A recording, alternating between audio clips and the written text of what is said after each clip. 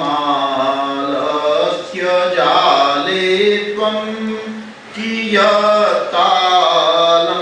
च यापयसि कियत्कालं च यापयसि।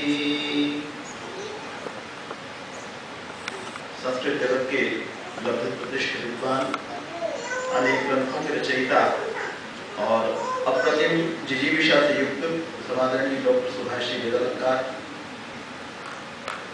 दर्शन के अध्यापन एवं योग क्रियाओं में विशेष रुचि रखने वाले समादरणीय आचार्य आशीष जी, आज ग्रंथों के अध्यापन में अपने जीवन का बहुत बड़ा हिस्सा समर्पित करने को उत्सुक दयानंदी विनम्र स्वभाव से समादरणीय आचार्य वेदश्रमी जी, अन्य सभी उपस्थित विद्वज्जन, वंदनीय मातृशक्ति, भद्र पुरुषों, प्यारे बच्चों,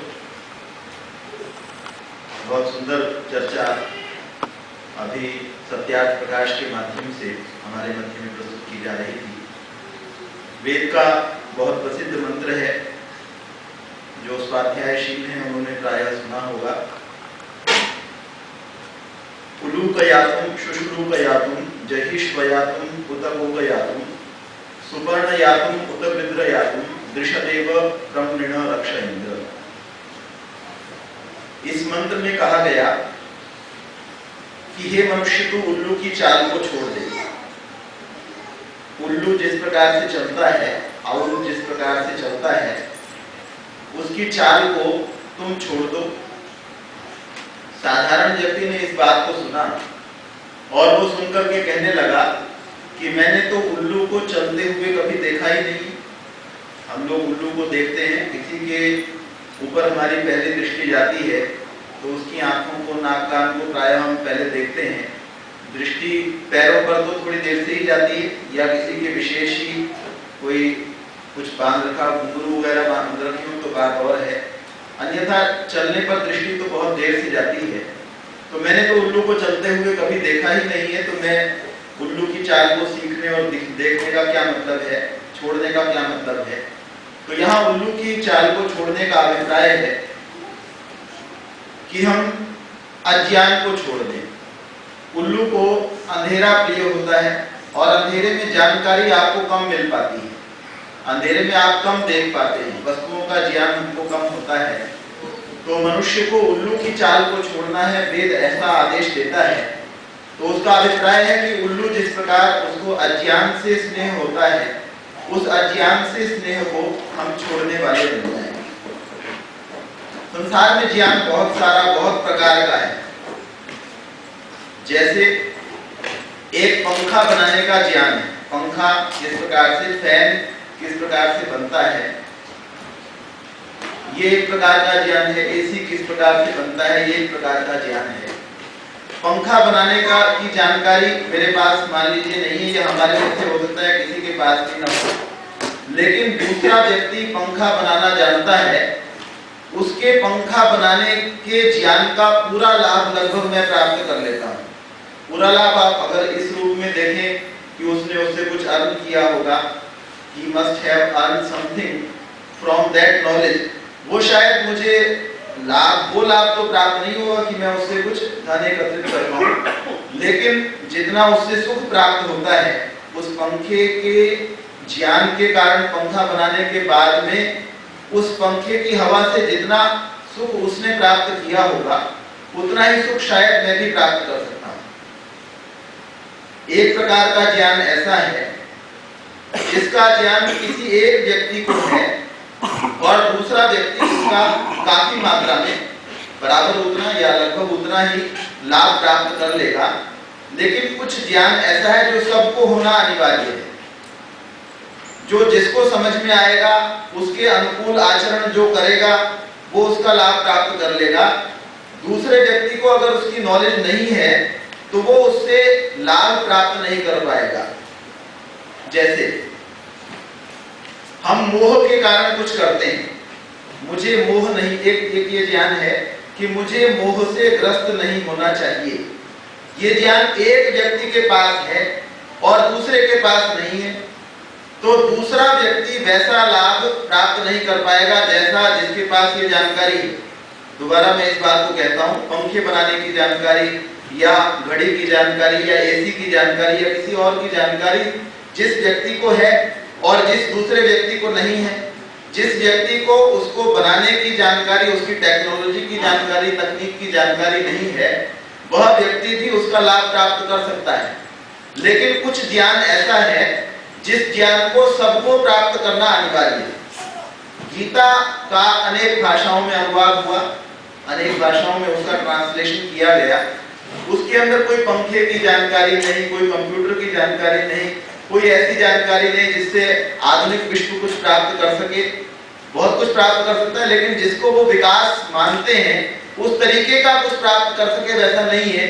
लेकिन गीता की ओर प्रायः प्रत्येक व्यक्ति झुकता है अगर उसको थोड़ा सा बताया जाए कि इसके अंदर ये बातें लिखी हुई हैं, क्योंकि उसके अंदर वो ज्ञान है जिसकी जानकारी प्रत्येक को होना अनिवार्य है। और उस जानकारी को एक व्यक्ति प्राप्त कर ले, दूसरे को वो न बताई जाए, तो उस दूसरे को उसका लाभ नहीं होगा।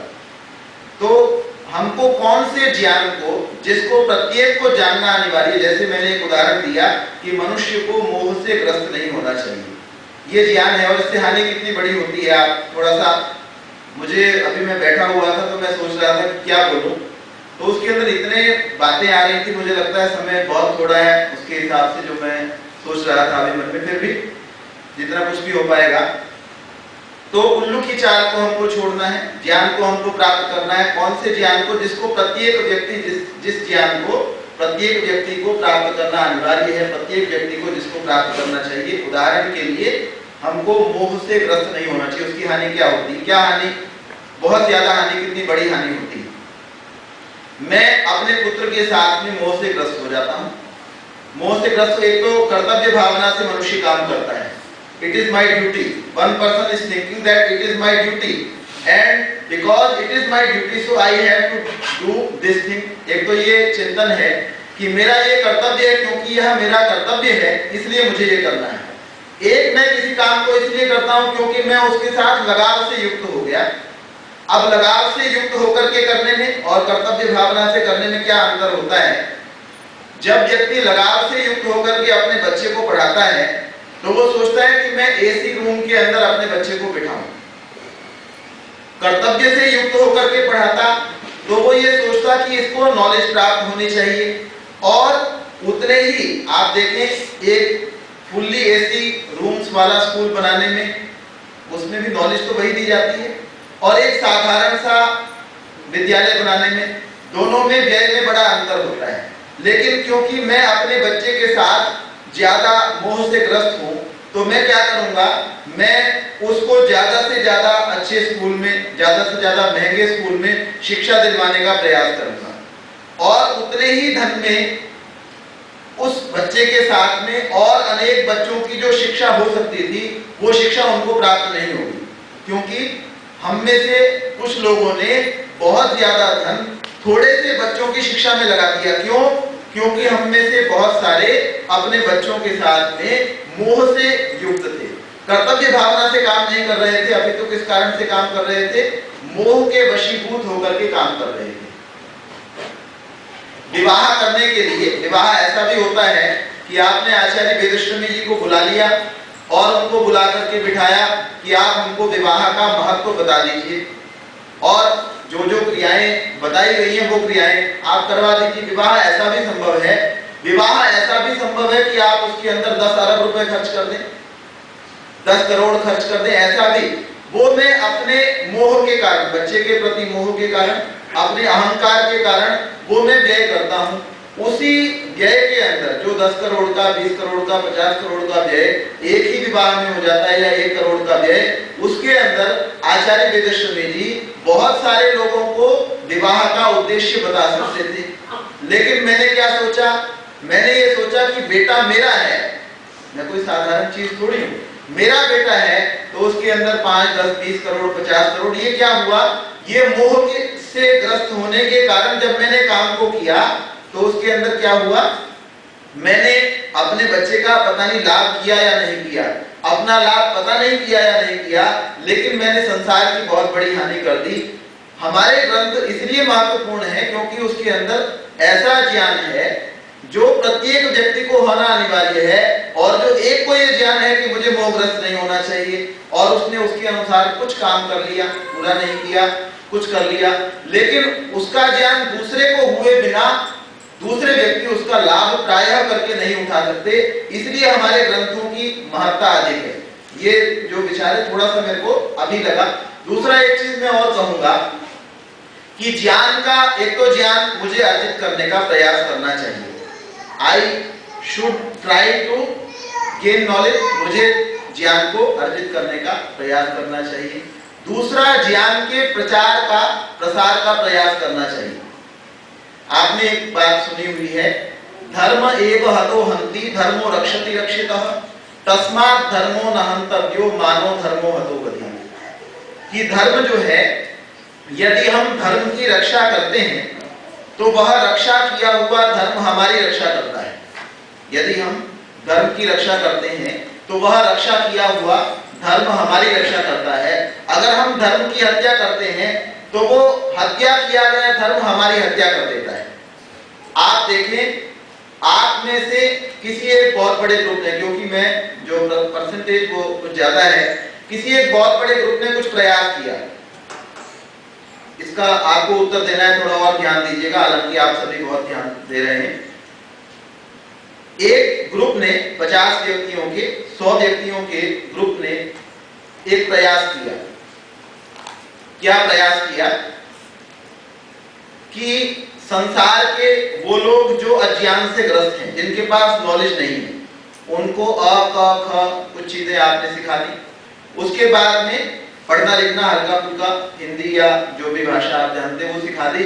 उसके बाद आपने उनको सत्यार्थ प्रकाश पढ़ा दिया। इससे पहले मैंने क्या बोला है, धर्म एव हतो हन्ति धर्मो रक्षति रक्षितः, कि आपने यदि धर्म की रक्षा की है तो वो रक्षा किया गया धर्म आपकी रक्षा करेगा। इसके बाद मैं ये कह रहा हूं कि आप में से कुछ लोगों ने, 100 व्यक्तियों ने एक प्रयास किया कि कुछ ग्रुप को या संसार की 1% पॉपुलेशन को, या संसार की ले लें, या जितने भी संभव है, जितने भी प्राणी मनुष्य संभव हैं, उनमें से 1% को आप जो नहीं पढ़ना लिखना जानते थे उनको पढ़ाने लिखाने में समर्थ हो गए।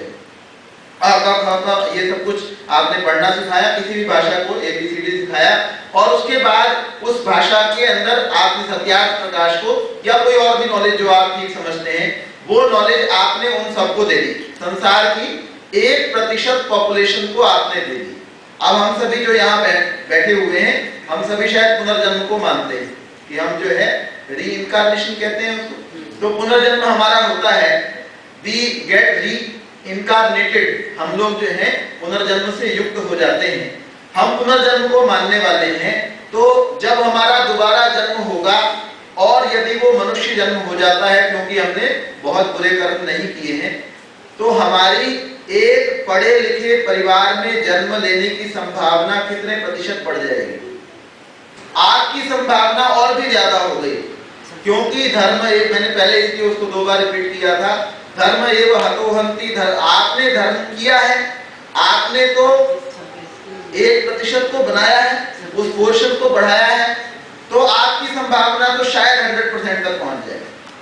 क्योंकि मैंने ज्ञान के, ये श्रुति सौरभ के अंदर ये बात लिखी हुई है, या आप सभी इस बात को वैसे भी जानते होंगे कि मैंने यदि ज्ञान का सदुपयोग किया है तो मुझे दोबारा ज्ञान प्राप्त होने की संभावना ज्यादा है। ऐसे ही हम और चीज को देखें, मैं अपने विवाह के अंदर, अपने पुत्र के, पुत्री के, भतीजे चाचे के विवाह के अंदर, भतीजे इत्यादि के विवाह के अंदर 10 करोड़ रुपए खर्च करता हूं, और दूसरा कोई व्यक्ति ऐसा है वो उस 10 करोड़ की जगह वो कहता है मैं तो वैसे ही आचार्य जी को बुलाऊंगा, विवाह का महत्व 2-3 घंटे के अंदर समझूंगा, और उसके बाद में मैं कहूंगा जी मुझे और कुछ नहीं बांटना, कुछ प्रसाद वगैरह बांट दूंगा।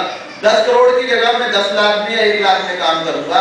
मेरे पास में जो 9 करोड़ 90 लाख बच जाएंगे, उन 9 करोड़ 90 लाख से मैं संसार के अंदर जितने होटल हैं उन सब के अंदर एक सत्यार्थ प्रकाश पहुंचा दूंगा, या संसार में जितने घरों में, जितने अधिकतम घरों में सत्यार्थ प्रकाश पहुंचाया जा सकता है 9 करोड़ 90 लाख। ऐसे बहुत सारे संसार के अंदर लोग हैं, हम में से शायद हो या ना हो, हम भी करते हैं अपने सामर्थ्य के मुताबिक, जो विवाह के अंदर कई करोड़ रुपए, कई बार तो अखबारों में ये खबर छपती है कि इतने करोड़ फलाने व्यक्ति, वो स्टील किंग जो है, क्या नाम है उनका, लक्ष्मी मित्तल, उनकी बेटी का जब विवाह हुआ तो कितने करोड़ की गाड़ी दी गई, कितने करोड़ उसके अंदर व्यय किए गए। ऐसा बहुत आप जानते हैं, और मैं और आप भी ऐसा ही करते हैं। तो एक व्यक्ति ने क्या किया, 10 करोड़ खर्च किए। दूसरे व्यक्ति ने क्या किया, अगर हम अगले जन्म में सत्यार्थ प्रकाश को अपने घर में, हम में से सत्यार्थ प्रकाश किस किस को पसंद है अभी पढ़ना, जो पढ़ करके जिसको लगाओ, कोई एक लाइन पढ़ करके लगाओ कि हाँ जी ये तो बढ़िया बात है, ये तो बिल्कुल ठीक है। मैं, कोई व्यक्ति संस्कार भास्कर पढ़ रहे थे, किसी को मैंने पढ़ने को दी कि वो खुद पढ़ रहे थे, मुझे पता नहीं, तो वो उसके पढ़ने के बाद में वो क्या कहते हैं कि ये बात तो इनकी ठीक है।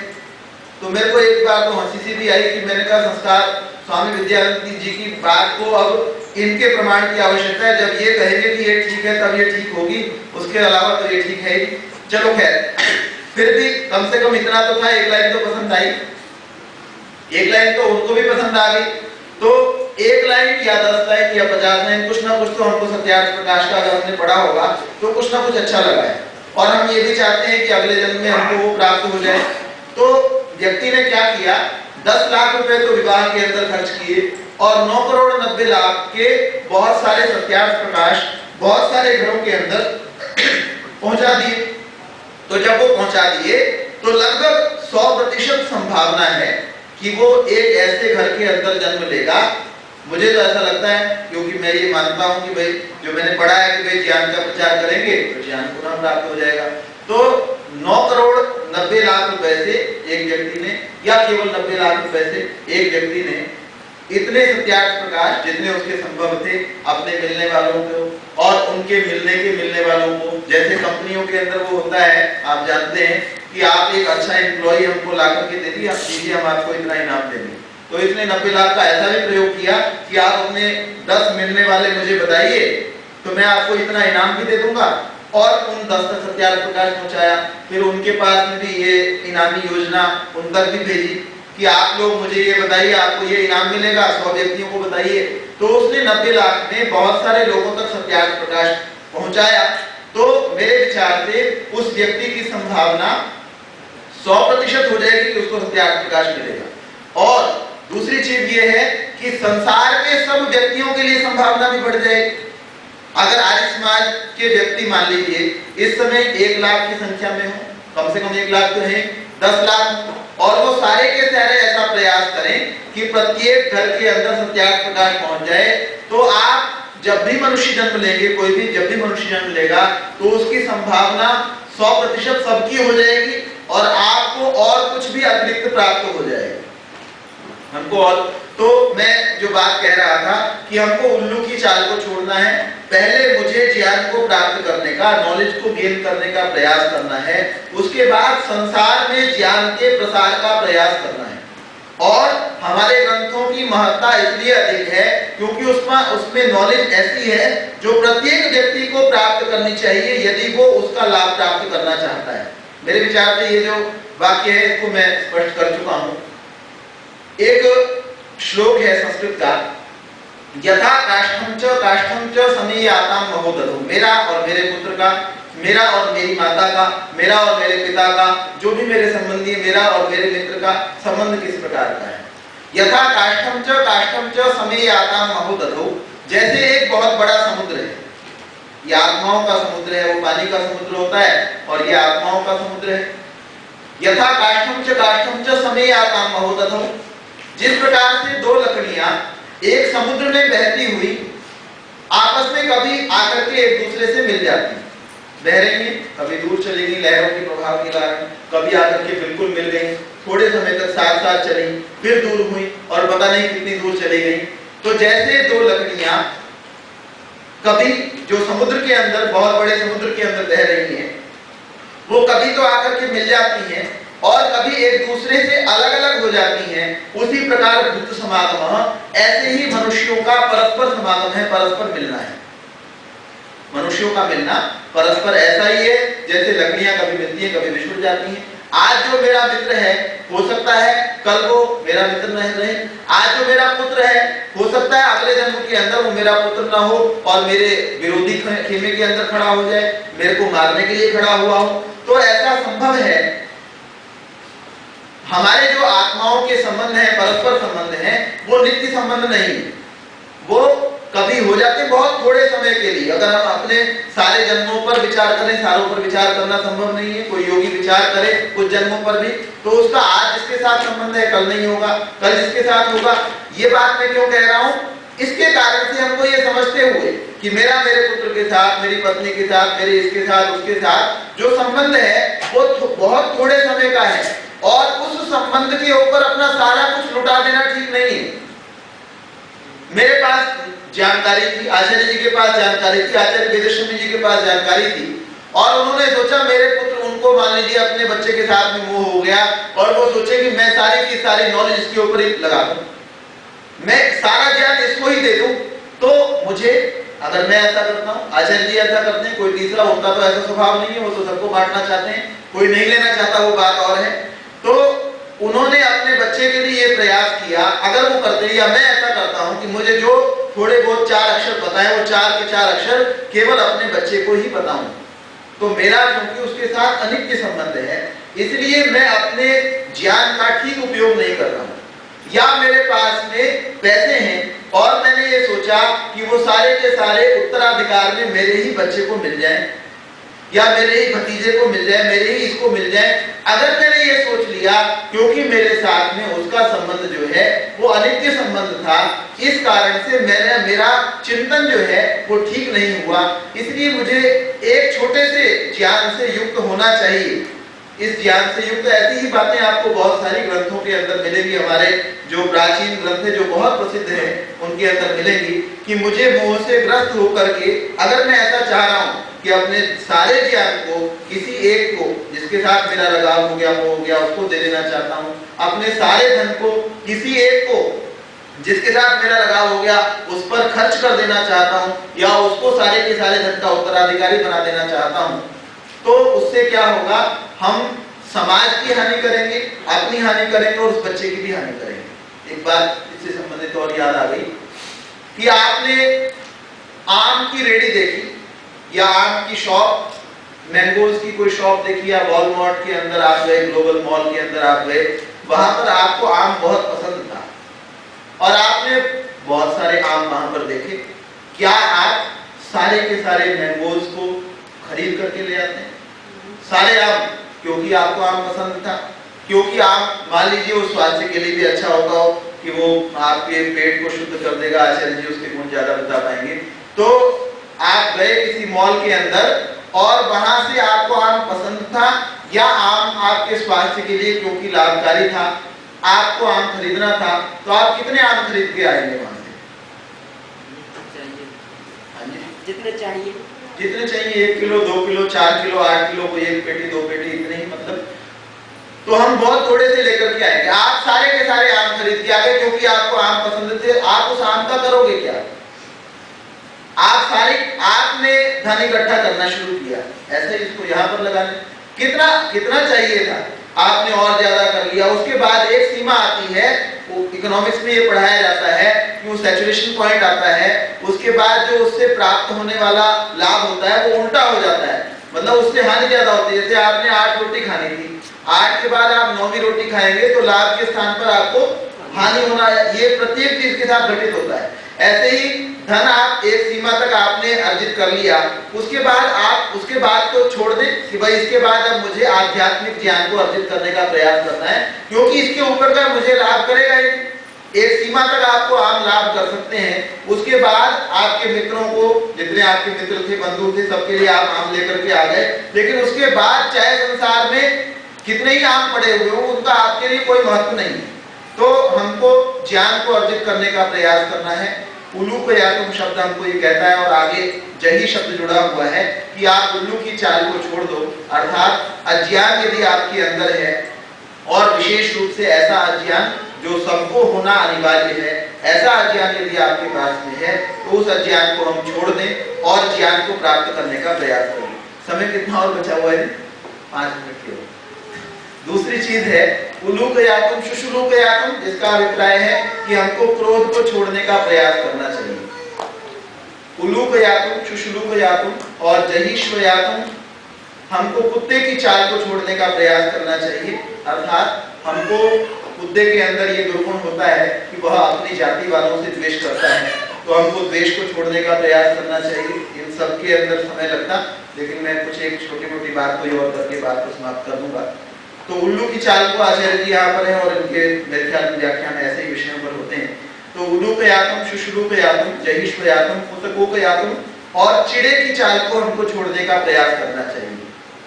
इसके ऊपर जो बात है वो लगभग 7 मिनट की है, उसको मैं कहकर के अपनी वाणी को विराम दूंगा कि हमको चिड़े की चाल को छोड़ने का प्रयास करना चाहिए। एक घर के अंदर एक गृहस्थी और उसकी बेटी रहा करते थे, एक व्यक्ति और उसकी बेटी जो है वो साथ में रहते थे। और एक साधु जो है उनके यहाँ पर भिक्षा मांगने के लिए आया। हमको चिड़े की चाल को छोड़ना है, अर्थात वासना को, काम वासना को छोड़ने का या उसको न्यूनतम करने का या उसको बुद्धि के द्वारा नियंत्रित करने का प्रयास करना है। वासना को हमको छोड़ने का, उसको नियंत्रित करने का या उसको बिल्कुल समाप्त करने का हमको प्रयास करना चाहिए, क्योंकि चिड़े के अंदर वासना अधिक होती है और वेद का मंत्र हमको ये कहता है कि आप चिड़े की चाल को छोड़ दो। तो गृहस्थी अपनी बेटी के साथ में रहता था, एक साधु भिक्षा मांगने के लिए आया और उसने कहा खाने के लिए कुछ भोजन दे दो, खाने के लिए कुछ भोजन दे दो। गृहस्थी जो था, व्यक्ति जो था, वो बड़ा श्रद्धावान था। वो कहने लगा कि मेरे घर में बहुत समय से कोई विद्वान नहीं आया है और मेरी इच्छा है कि आप कृपया अंदर आइए और अंदर में बैठा करके आपको भोजन कराना चाहता हूं। वो कहने लगे कि साधु रमता अच्छा और पानी बहता अच्छा। पानी तो बह जाए, बहता चला जाता है तो वो पानी शुद्ध रहता है, स्वच्छ रहता है। ऐसे ही साधु विचरण करता रहे तो अच्छा रहता है। घरों के अंदर साधुओं का कोई विशेष काम नहीं होता, आप मुझे 1-2 रोटी दे दीजिए। ये थोड़ा सा ज्यादा ही श्रद्धावान था, अड़ गया अपनी बात के ऊपर। कहने लगा नहीं जी, आपको भोजन कृपया मेरा निवेदन है कि आप अंदर आकर के कीजिए। और वो बार बार मना करने का उनका स्वभाव नहीं था। वो अंदर चले गए, अंदर जाकर के बैठे। सामने एक गृहस्थी बैठा हुआ था। इन्होंने अपनी बेटी को आदेश दिया, बेटी साधु महाराज आए हैं, इनके लिए भोजन लेकर के आओ। भोजन आ गया। भोजन आने के बाद में आंख बंद करके बैठे रहे, थोड़ी देर आंख खोल ली, उसके बाद फिर भी बैठे रहे। तो उन्होंने निवेदन किया कृपया भोजन कीजिए। तो साधु ने ये कहा कि क्या आपको ये जानकारी है कि भोजन के बाद में दक्षिणा भी दी जाती है? उन्होंने कहा जी मेरे को जानकारी है इस बात की, भोजन के बाद दक्षिणा दी जाती है। तो कहने लगे कि आप दक्षिणा अपने मन की दोगे या मेरे मन की दोगे? कहने लगे आप जैसे विद्वान पुरुषों के आशीर्वाद से, परमेश्वर की कृपा से ही मुझे सब कुछ प्राप्त हुआ है, तो आप जो आदेश करेंगे मैं निश्चित रूप से उसको पूरा करने का प्रयास करूंगा। तो कहने लगे पहले मेरी दक्षिणा सुन लो, भोजन में बात नहीं करूंगा। कहने लगे ठीक है। तो दक्षिणा में उन्होंने कहा कि अपनी बेटी के साथ मेरा विवाह कर दो। साधु महाराज थे, लाल कपड़े पहने हुए थे और उन्होंने दक्षिणा में कहा कि अपनी बेटी के साथ विवाह कर दो। अब ये जो है ये शांत हो गए, क्योंकि विद्वानों के प्रति श्रद्धा भी बहुत थी। लाल कपड़ों के प्रति कह रहे हैं या विद्वानों के प्रति, जो भी हम समझे, श्रद्धा भी बहुत थी। और दूसरी बात जो दक्षिणा पूरी करने की बात थी वो भी इनको हैरान करने वाली थी कि क्या ऐसा कैसे संभव है, ऐसा कैसे हो सकता है। सक पका गए एकदम। तो उन्होंने कुछ उत्तर नहीं सुना साधु ने, तो वो उठ करके चला गया। साधु उठ करके चला गया। इनके घर से पहली बार ऐसा हुआ था कि कोई साधु आए, भोजन करने की इच्छा से आए और बिना भोजन पिए चला जाए, ऐसा पहली बार हुआ था।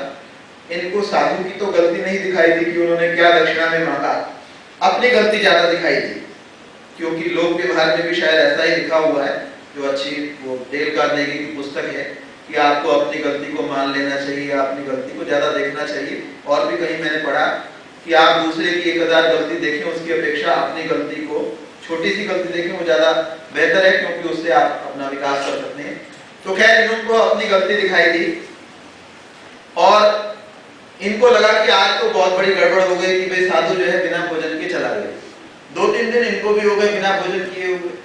तो बेटी ने पूछा, कहने लगे कि आप जो है बहुत दिन से मुझे परेशान दिखाई देते हैं और अब तो मैं बड़ी हो गई हूँ, समझदार हो गई हूँ, आप अपनी परेशानी मुझे बता सकते हैं, हो सकता है मेरे पास उसका कोई समाधान हो। और उस दिन वो साधु भोजन किए बिना चले गए थे, उसके बाद आपने 3 दिन से भोजन नहीं किया, तो आप अपनी परेशानी का कारण मुझे बता दीजिए। कहने लगे, बेटे बात यह है, एक तरफ तो तूने प्रतिज्ञा की हुई है ब्रह्मचर्य की, तूने ये निश्चय किया हुआ है कि मैं अपने गांव के अज्ञान को, कुरीतियों को, अंधविश्वासों को दूर करने का प्रयास करूंगी। जब मेरे गांव की अंधविश्वास, कुरीतियां, अज्ञान दूर हो जाएगा तो शहर में या और स्थानों पर जाकर के वहां के अज्ञान को दूर करने का प्रयास करूंगी और मैं विवाह नहीं करूंगी। एक तो तेरी प्रतिज्ञा है और एक प्रतिज्ञा मैंने गलती से कर ली। मैंने साधु महाराज को ये कह दिया कि आप जो दक्षिणा में मांगेंगे वो मैं देने का प्रयास करूंगा, और उन्होंने कहा कि मुझे दक्षिणा में आपकी बेटी के साथ विवाह करना है। तो बेटी जो है उसको ईश्वर पर बहुत विश्वास था, जो प्रायः हम लोगों में नहीं पाया जाता, कुछ लोगों में, बहुत कम लोगों में होता है। ईश्वर को मानना, उस पर बहुत दृढ़ विश्वास होना, दोनों अलग अलग चीजें हैं। तो उसको बहुत विश्वास था परमेश्वर के ऊपर। वो कहने लगे कि पिताजी आपके कारण ही मेरा जन्म हुआ है, आपने थोड़ी बहुत अच्छे ज्ञान, अच्छी नॉलेज दी होगी, तभी मैंने ब्रह्मचर्य के व्रत के बारे में सोचा है। आपकी प्रतिज्ञा बड़ी है, मेरी प्रतिज्ञा साधारण है। आपकी प्रतिज्ञा पहले पूरी होना अनिवार्य है, मेरी प्रतिज्ञा बाद की चीज है। आपकी प्रतिज्ञा पूरी होनी चाहिए। आप साधु महाराज को जाकर कह दीजिए कि वो 15 दिन के अंदर आ जाए, मैं 15 दिन में तैयारी कर लूंगी और उसके बाद में मैं विवाह के लिए तैयार हो जाऊंगी। इनको भी अपनी बेटी के ऊपर की वो समझदार है, विश्वास था। तो ये चले गए और जाकर के साधु को कहा कि आप मेरे बेटी के साथ में विवाह कर सकते हैं और 15 दिन के अंदर आप आ जाइए, दक्षिणा को भी प्राप्त कीजिए और भोजन को भी स्वीकार कीजिए। अब ये प्रातः काल और सायंकाल आचार्य आशीष जी के समान उपासना के लिए बैठा करती थी। तो शाम को ये उस दिन उपासना के लिए बैठी और उपासना के लिए बैठ करके ये प्रार्थना करने लगी, ओम अग्ने व्रतपते व्रतम चरिष्यामि तच्छकेयं तन्मे राज्यताम इदमहम अमृता सत्यमुपैमि। कि हे प्रभु, मैंने जो ये व्रत धारण किया था अपने सहारे थोड़ी धारण किया था, मैंने जो ये प्रतिज्ञा की थी, मैंने कोई अपने ऊपर मुझे बहुत विश्वास था इसलिए थोड़ी की थी, मैंने तो तुम्हारे सहारे ये प्रतिज्ञा की थी कि मैं ब्रह्मचर्य का पालन करूंगी। ये प्रतिज्ञा मैंने तुम्हारे सहारे की थी और तुमने जो जो प्रतिज्ञाएं की हैं तुम्हारी सारी पूरी होती। तुम्हारे विषय में कहा जाता है कि तुम ऐसे ऐसे काम करते हो कि यथा पूर्व कल्पयत्, जैसे तुमने पूर्व में सृष्टि का निर्माण किया वैसे ही आज तुम सृष्टि का निर्माण करते हो। तुम्हारी जब सारी प्रतिज्ञाएं पूरी होती हैं तो ये मेरी प्रतिज्ञा अधूरी क्यों रह रही है? तो आप कृपया मुझे कोई ऐसा उपाय बताइए कि मेरे पिताजी की भी प्रतिज्ञा अपूर्ण ना हो, क्योंकि वो भी असत्यवादी नहीं है और मैं कौन सा झूठ बोलती हूँ, तो मेरी भी प्रतिज्ञा पूर्ण हो, ऐसा कुछ उपाय मुझे बताइए। बार बार ये प्रार्थना वो करने लगी कि अपने व्रतपते व्रतम चरिष्यामि, मैंने आपके सहारे व्रत लिया था, प्रतिज्ञा की थी। तो ये प्रार्थना वो बार बार कर रही थी। और एक श्लोक बड़ा सुंदर है, उस श्लोक का अभिप्राय है कि बुद्धिया संविभजन्ति तम, उसके अंत में ये है कि देव जिसके ऊपर कृपा करता है, परमेश्वर जिसके ऊपर कृपा करता है, उसको कोई साजो सामान से युक्त नहीं करता, हाथी घोड़े बैल घर मकान ये सब चीजें नहीं देता, उसको अच्छी बुद्धि दे देता है, उसको अच्छी समझ दे देता है। परमेश्वर का और देवों का, विद्वानों का देने का प्रकार यही होता है। तो उसको एक समझ प्राप्त हुई उस दिन उपासना करने से कि कैसे मेरी और पिताजी की दोनों की प्रतिज्ञा बच सकती है। तो वो समझ उसको प्राप्त हुई। उसके बाद खड़े होने के बाद उसने पिताजी को कहा, पिताजी नाई को बुलवा दीजिए। नाई को बुलवा लिया। नाई को बुलाने के बाद में उन दिनों शायद नाई खून निकालने का काम करते होंगे और नाई को ये कहा कि आप जो है मेरा खून जो है वो निकाल लीजिए, शरीर से जितना खून निकल सकता है वो निकाल लीजिए। निकाल लिया और उसको संभाल करके एक बर्तन के अंदर रख दिया। इससे आप अन्यथा न समझे, बात समझने के लिए है केवल। तो और उसको ढक करके रख लिया। उसके बाद में उसने कहा, पिताजी एक वैद्य को बुलवा दीजिए। पिताजी सोचने लगे, भाई मेरी बेटी है, समझदार भी है और कर रही थी विवाह की तैयारी, अभी नाई को बुलवाया, खून निकलवा लिया, अब कह रही वैद्य को बुलवाओ, ऐसी तो कोई बीमार भी नहीं है, खून निकलने के बाद भी ठीक दिख रही है। वैद्य को बुलवा लिया क्योंकि उनको विश्वास था, समझदार है लड़की। वैद्य को बुलवाया, उसने उनसे जुलाब की बहुत सारी पुड़िया ली जिससे लूज मोशंस हो जाए, ऐसी दवाई बहुत सारी ले ली और उसको खाया। उससे जो मल निकला उसको भी एक स्थान पर उन्होंने रख दिया और उसको ढक दिया। और उसके बाद अब बीमार पड़ गई, कमजोर हो गई। कमजोर होने के बाद बिस्तर पर पड़ गई। 15 दिन के अंदर हालत खराब हुई, कुछ खाया पिया नहीं। 15 दिन बाद साधु महाराज अपने कपड़े बदले हुए, लाल की जगह सफेद किए हुए आ गए और आकर के गृहस्थी से मिले। गृहस्थी ने कहा बेटी जो है अंदर तैयार है, आप जाकर के मिलिए, विवाह कर लीजिएगा, भोजन कीजिएगा। तो आए और अंदर जाकर के उसकी हालत को देखा तो वापस जाने लगे। तो इसके पास जो थोड़ा बहुत ताकत बची हुई थी बोलने के लिए, मैं विवाह के लिए तैयार हूँ, आप विवाह कीजिए मेरे साथ। तो कह लगे नहीं, मुझे तुम्हारे साथ विवाह नहीं करना। कह लगे क्यों नहीं करना, आपने ही दक्षिणा में याचना की थी, अब आप कह रहे हैं विवाह नहीं करना, कि मुझे नहीं करना तुम्हारे साथ विवाह। तो कहने लगे तो क्या मेरे पिताजी प्रतिज्ञा से मुक्त हो गए? कहले हाँ बिल्कुल, तुम्हारे पिताजी प्रतिज्ञा से मुक्त हो गए, उनको अपनी प्रतिज्ञा पूर्ण करने की कोई आवश्यकता नहीं है, मैं केवल भोजन ही प्राप्त कर लूंगा। और मैं तुम्हारा धन्यवाद व्यक्त करता हूँ कि तुमने मेरी आंखों को खोला है, कि मैंने अपने कपड़े रंग भी लिए, उसके बाद ही मेरे अंदर ऐसी भावना आई। फिर वो बाहर जाने लगे। कहने लगे थोड़ा सा रुकिए, मैं आपको वो 2 चीजें दिखाना चाहती हूँ जिन 2 चीजों के कारण आप लाल कपड़े में होते हुए भी, जिनके कारण आप मेरे प्रति आसक्त हो गए थे। कहने लगे ये बर्तनों के ऊपर कपड़े ढके हुए हैं, इनको आप हटा करके देख लें। कहने लगे ये 2 चीजें ही मेरे शरीर के अंदर कुछ ज्यादा हो गई थी और इन्हीं के कारण शायद आपका जो है मन भरमा गया था। हमारे यहाँ ये बोला जाता है कि जो अनित्य शरीरों में, अपवित्र शरीरों में पवित्र की को समझता है वो भी अज्ञान है। ज्ञान का प्रकरण शुरू में चल रहा था कि आप जो चीजें अपवित्र हैं, जो ऋषि दयानंद इस बात को लिखते हैं, हमारे शरीर जो मलमूत्र आदि से भरे हुए हैं, उनमें जो पवित्र की भावना करके उनकी ओर जो आसक्त होता है, वह भी एक अज्ञान का चिन्ह है कि उसके पास वह अज्ञान से पूर्ण नहीं है। समय का अतिक्रमण हो गया, तो ये उल्लू की चाल को हमको छोड़ना चाहिए, वासना को हमको छोड़ना चाहिए।